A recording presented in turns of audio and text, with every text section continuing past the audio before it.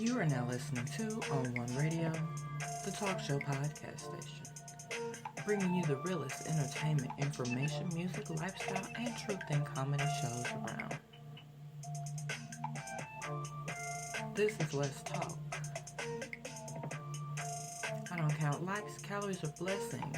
I don't dine with snakes or bite my tongue. It is what it is. I am what I am. I am your host, Tony Williams. So a big shout out to my new listeners and my On Ones Day Ones.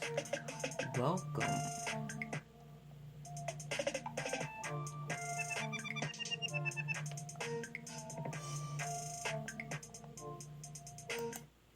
Why, hello everyone. I hope everyone is doing well. It is Wednesday. I know I've been gone for a little while, but I am back. So, big shout out goes out to all my YouTube family. Everybody. It's so many of y'all, I can't name everybody. But you know who you are. What's up goes out to you, fam, and I hope all is well. Now, all information and resources in this podcast are based on the opinions of the host unless otherwise noted. And also, this podcast contains some quotations, images, and excerpts from copyrighted material. These uses fall well within copyright doctrine of fair use. Fair use refers to the right to reproduce, use, and share. Now, let me go ahead and put it out there right now. On One Radio is raw, uncut truth. So yes, there will be some strong language, and that is your advisory. If you are underage, I suggest you have an adult present, an adult's permission to interpretate for you, be there with you and listen. To everyone else, hey y'all. Alright, so the topic of the show tonight is guns don't kill people, people do. Now, it's very important that I do this because there is so much out there in the news, and we're going to be talking about some of that. From a Super Bowl argument that leads to a man shooting death, to people getting shot on the Greyhound. And then we have a pregnant woman killed by gunshots from a passing car. And then we have this other situation of the shooting at Texas A&M Commerce. So there's a lot going on, and we're going to be talking about it. And this is your current news, basically. So bear with me and hang in there, and if you're new, you'll get used to me. Alright, so starting off, we have also a story that I think I should do. There was a shooting after a funeral in Florida, which leaves 2 dead, including a teen boy. Now, 3 people were shot, 2 of them fatally, following a funeral Saturday afternoon at a church in Riviera Beach, Florida. The shooting was reported just after 2:30 p.m. outside Victory City Church. Now, my heart goes out to everyone that has been affected and involved. I know this can be difficult, especially when it includes the church. I mean, just anyone getting hurt, it kind of tugs at the heartstrings. Now, a 15-year-old boy and a man were pronounced dead at the scene. A woman was treated for, non-life-threatening injuries. The dead man was later identified as 47-year-old Royce Freeman. Now, the police were not going to identify the other victims, of course, because they were minors. Now, authorities initially said there were 4 victims, but later determined an injured boy who showed up at an area hospital after the attack was not connected to the funeral violence. Now, it was said that this shooting was not a random act of violence. While the motive for the shooting is still being investigated, it is believed it was a result of a dispute between relatives of the deceased whose funeral had been held. The church senior pastor, Tawante D. Lupo, stated in a video address posted on Facebook that the attack was across from the church and involved people who attended the funeral there.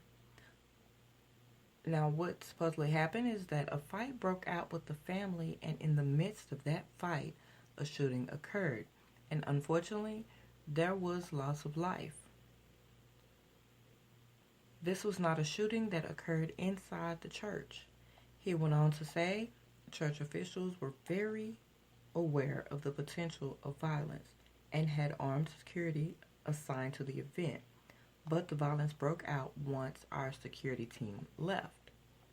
Now, in a previous Facebook statement, he said that the congregation was mourning the loss of 2 young black men to a senseless shooting.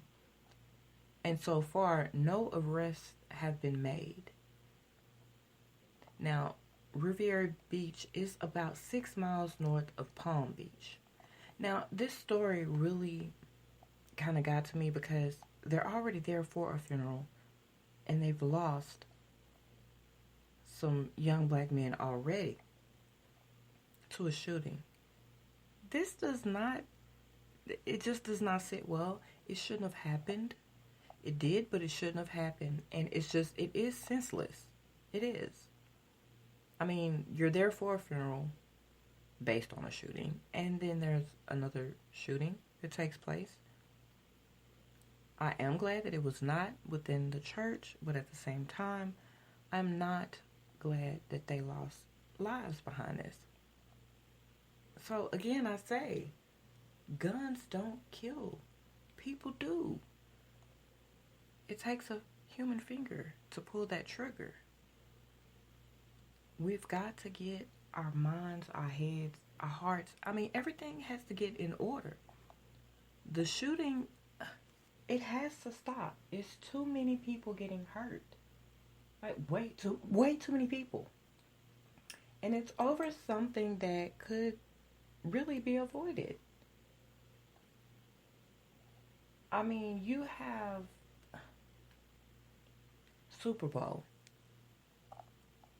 Why? Over something that you're not going to get paid from. No one in the situation will be getting paid from anything happening with the Super Bowl.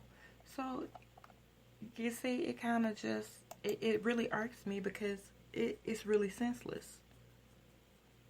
It is really and truly senseless. A Super Bowl argument, really? An argument. Words. Are we that, upset about some words that we can't handle it? Like, it hurts our pride just that much. Because when a person goes to turn to a weapon, that should be the very last resort. Put your hands up instead.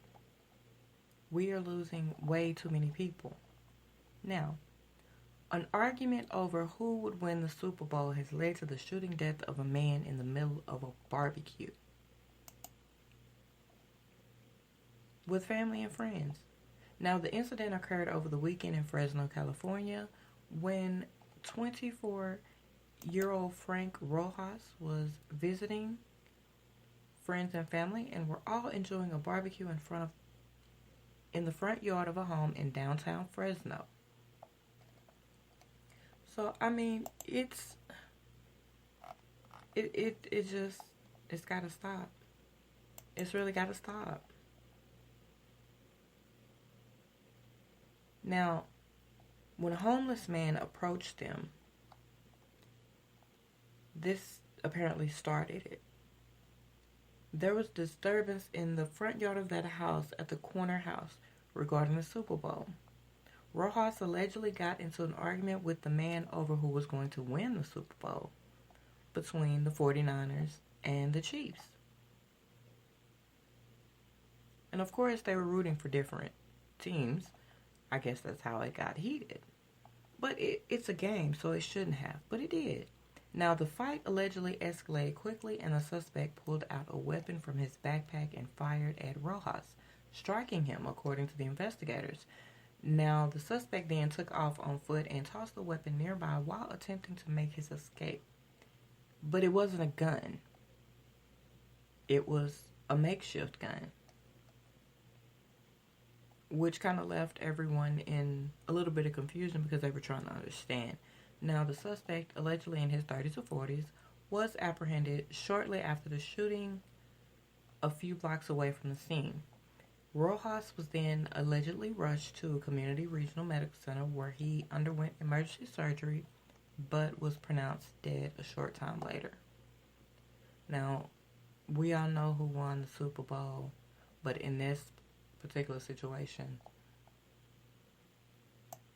it's a loss both ways. So this argument is a loss. It's a total loss all the way around, because now you have a man who has lost his freedom and everything else, and you have another man who has lost his life. And it's senseless. It does not need to be. It's crucial to understand that we can't keep going on like this. We can't, because there won't be anyone left. I mean, we're not going to have a society if everyone keeps shooting up everyone. So again, I say it's senseless. Guns don't kill. People do. It takes a human finger to squeeze that trigger to take a life. I mean, it's not a self-defense situation. These people are being killed. They're being shot. And it makes no sense.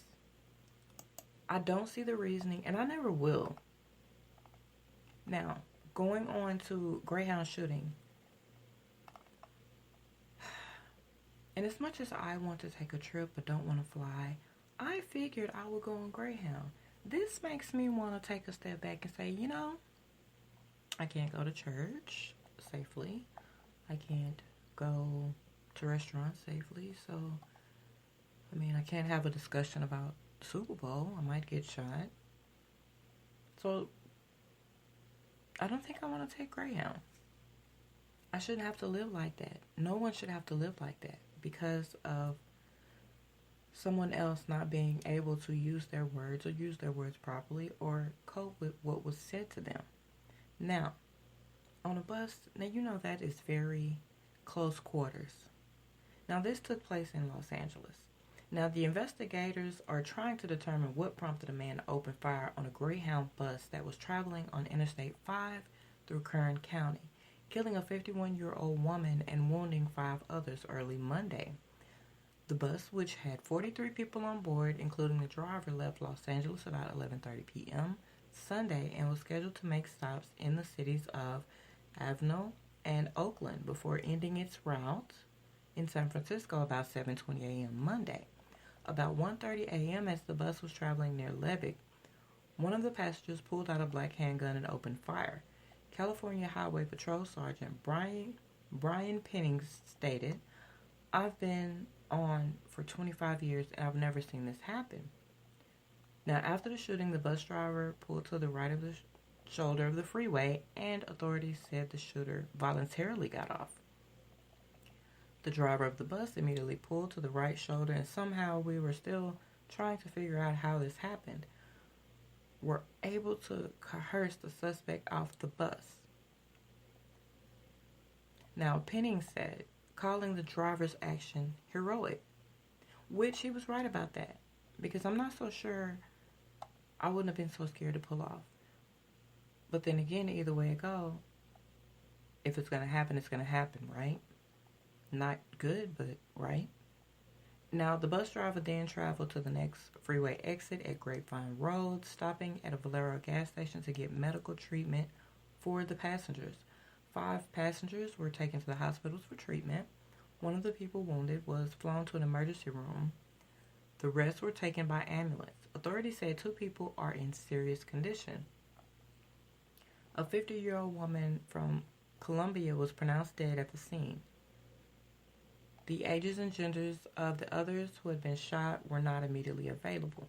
The suspect, who was located by officers and taken into custody, left behind the handgun and additional ammunition on the bus. His name has not been released. Federal agents with the Bureau of Alcohol, Tobacco, Firearms, and Explosives are working to trace the weapon. There were extra magazines with the weapon. Mark Graben, age 29, who was traveling on the bus with his girlfriend, said that he noticed the suspect immediately because of the man's height. He went on to say the man was talking loudly and incoherently. When he got on the bus and got into an argument with someone who asked him to quiet down, he was muttering things about wait till we get to the station. Graben said that the man suddenly began shouting curse words before he heard the sound of a gun cock, followed by 8 or 9 shots. He went on to say he dove to the floor, right to under the seat. I got to my girlfriend, tried to put her head down. I was just waiting for the next shot. I was assuming I was going to get shot, he said. There was a mother with 2 small girls who were either 3 or 4, frozen with fear, and I was shaking, telling them to stay down. Now, photos from the scene early Monday showed the bus parked at a Valero gas station in Levick as authorities combed through the vehicle for evidence. Now, representatives for Greyhound said they do not allow weapons on their buses. They declined to answer questions about the bus's carrier's security procedures, but provided a statement as follows. Our thoughts and prayers go out to everyone and every family member impacted by the incident today, the statement said. We are gathering details and will assist the Kern County Police in every way possible during their investigation. Okay, so now we're going to need to go through a metal detector to board Greyhound buses. I mean, it's going to end up probably being like that with every way to travel, because these shootings are just, it's getting so out of hand. Guns don't kill. People do. People do. Because they can't handle what someone says, or because they're drunk, or because they have a mental illness. I mean, there are so many different things, but just to round it all up, a person cannot handle what's being said to them. And, they just decide at that point that they want to shoot. Because they can't use their words back. Or they're feeling inadequate, or whatever the case may be. Or insecurities, or whatever. But it does not make it right. Now, moving along to our pregnant woman killed after shots fired from sunroof of passing car. Her baby did survive, though. As painful as that is, I am so glad that the baby survived. Now, the woman had 5 children and she was pregnant with her 6th. She was so excited. On Saturday, her tiny baby boy came into the world. But Sandifer didn't live to hold him in her arms. She died, police stated, following a drive-by shooting early Saturday on Milwaukee's northwest side. She was a passenger in a party bus that was parked outside Jean's Supper Club around 2:30 a.m.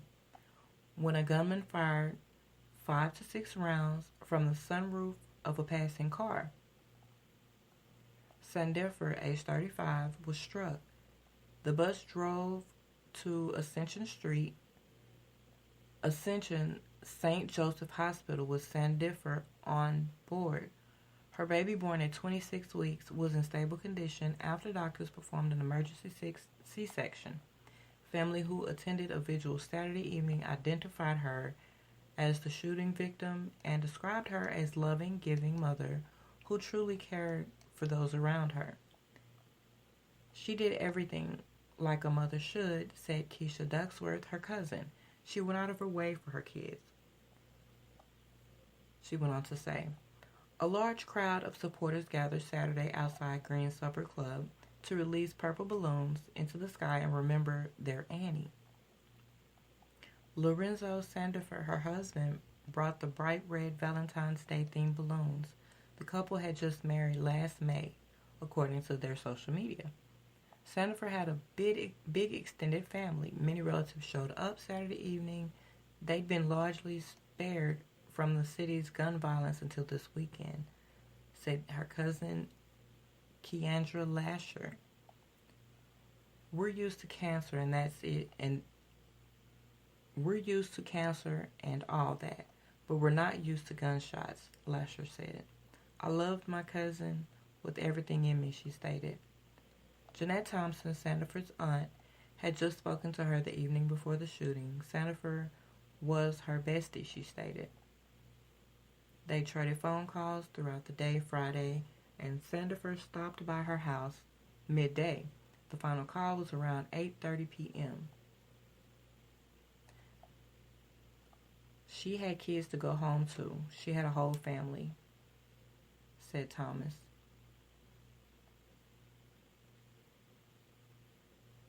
It's a cold world out here. And it's really sad. I'm sorry for the pause, but it is really sad. Now, family members pleaded for the people responsible for the shooting to turn themselves in to police. Police described the vehicle as a silver four-door sedan. They asked anyone with information about the incident to call police. Police had not arrested anyone as of Sunday, they stated. Jean's Supper Club, a popular night spot, has been criticized by neighbors who say it draws a loud, unruly, and disrespectful crowd. And some, angered by the woman's death, directed part of their frustration at the club. This is just an ongoing thing. It's out of control, said Keisha Powers, who was inside her parents' house when she heard the gunshots ring out and a car sped away. Calls to the Supper Club from the Journal Sentinel went unanswered Saturday afternoon and evening. Now, this is a woman who was pregnant and a baby who will never know its mother. And that's really sad because, again, as I say, guns don't kill, people do. And at some point, we really have to own that statement. We have to. Because, well, really, what choice do we have on that? Because if it's not someone pulling the trigger, then there wouldn't be any shootings. And let's not get mad at gun makers and all of that, because it's not their fault. It's not their responsibility. It's not. We have to look at self. How we cope with things, how we handle things, how we deal with what's said to us, how we feel. Because that's what leads to this. No matter if it's a dispute, no matter if it's just you have hate in your heart, whatever it is, it's got to stop.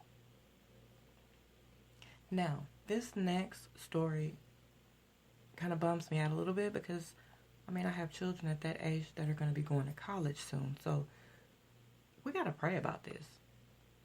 Now, this next story, we have 2 women dead, 1 child hurt in school shooting at a college dorm. Now, 2 women are dead and a child is injured after a shooting at a residence hall at Texas A&M University Commerce on Mondays. The child, who was about 10 years old, was taken to a hospital in stable condition, according to the school's police department. The incident was reported at 10:17 a.m. local time at the Pride Rock Residence Hall, which houses freshmen, according to the school's website. There appears to be no other threats, police officials said Monday afternoon. Our hearts go out to everyone in the community who has been impacted by this tragedy, stated Mark Rudin, president of Texas A&M University Commerce. The health and safety of our students is always our top priority. And they did cancel classes for the rest of that day. Now, Texas A&M campus in Commerce, Texas is over 200 miles north of Texas A&M's main campus in College Station. But it just begs the question, when will it stop? When will people realize that there's so much more that you can do to deal with situations besides going to the extreme? And I really believe that this shooting, trigger happy, all of this, it's overkill. It doesn't need to happen. I really feel that people should just duke it out. But they'll both live to make a better decision the next day. They really will.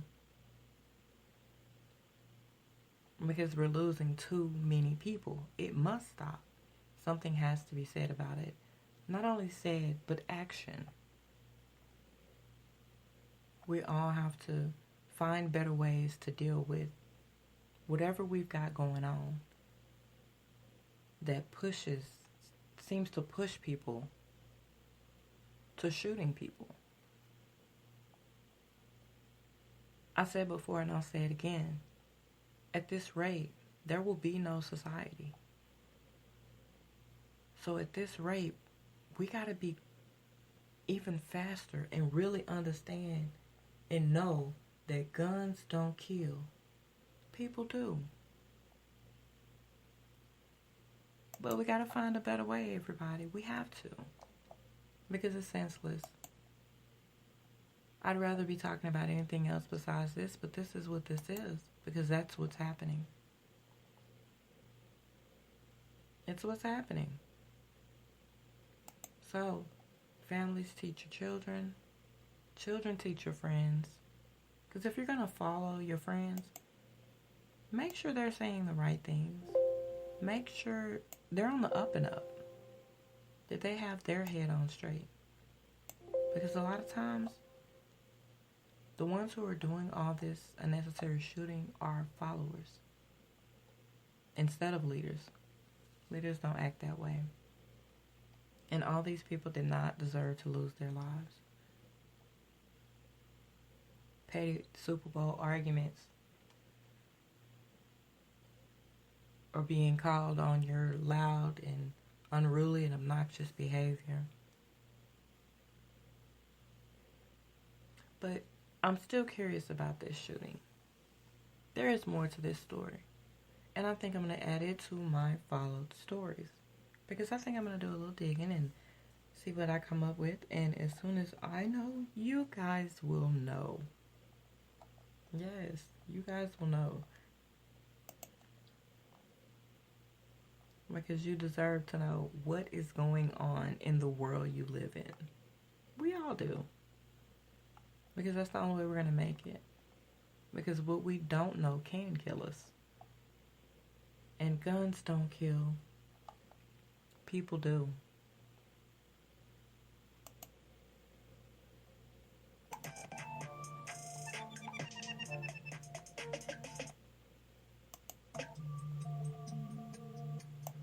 You have been listening to On One Radio, the talk show podcast station. This has been Let's Talk. Thank you for taking the time to listen to my talk show podcast. I wish you the best. And don't allow anyone to fuck up your vibes. Okay?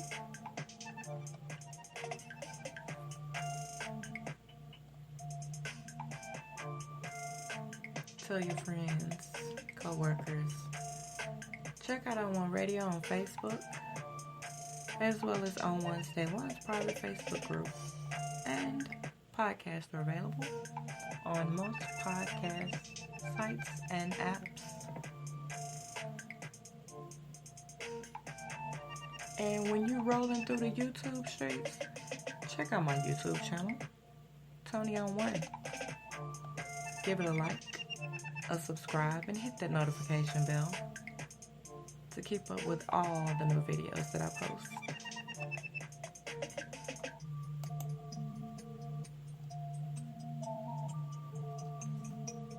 Till next time,